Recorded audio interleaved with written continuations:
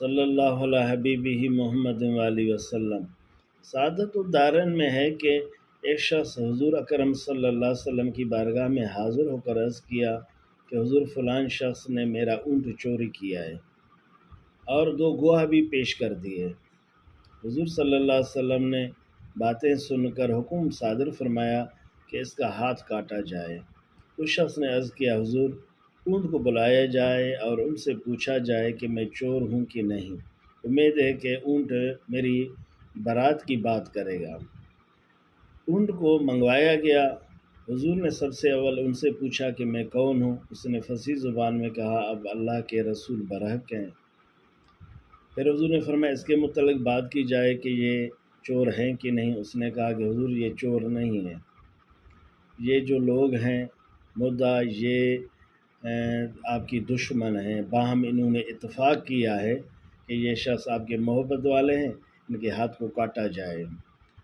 تو حضور نے اس مدعلے سے پوچھا کہ آپ کو اللہ تعالیٰ نے اس مصیبت سے اور ہاتھ کاٹنے سے کیوں بچایا؟ آپ نے کیا کام کیا ہے؟ اس نے کہا حضور میرے پاس تو کچھ عمل نہیں، بس حضور کی محبت ہے، اٹھتے بیٹھتے ہم وقت حضور پر درود پڑھتا رہتا ہوں۔ حضور بہت خوش ہوئے۔ حضور نے فرمایا سبحان اللہ، بے شک آپ اس پر ہمیشہ استقامت کریں، جس طرح اللہ نے آپ کو دنیا میں ہاتھ کٹنے سے بچایا، اسی طرح آخرت میں بھی اللہ تعالیٰ آپ کو دوزخ سے بچائے گا۔ میری جان، میرے دوست عزیز، حضور کو ہر چیز کا اللہ تعالیٰ نے علم تو عطا فرمایا ہے، یہ ہمارے لیے ایک سبق ہوا۔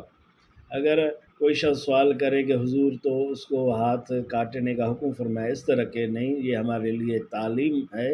اللہ تعالیٰ نے یہ معاملہ ہمارے لیے فرمایا تاکہ لوگوں کو پتہ چلے کہ تکلیف سے، مصیبت سے نجات چاہتے ہیں تو حضور پر درود پڑھیں۔ اللہ تعالیٰ ہمیں یہاں پہ دنیا میں بھی آخرت میں بھی انشاءاللہ ہر تکلیف سے بچائیں گے حضور کے صدقے، لیکن صدقے درود کے۔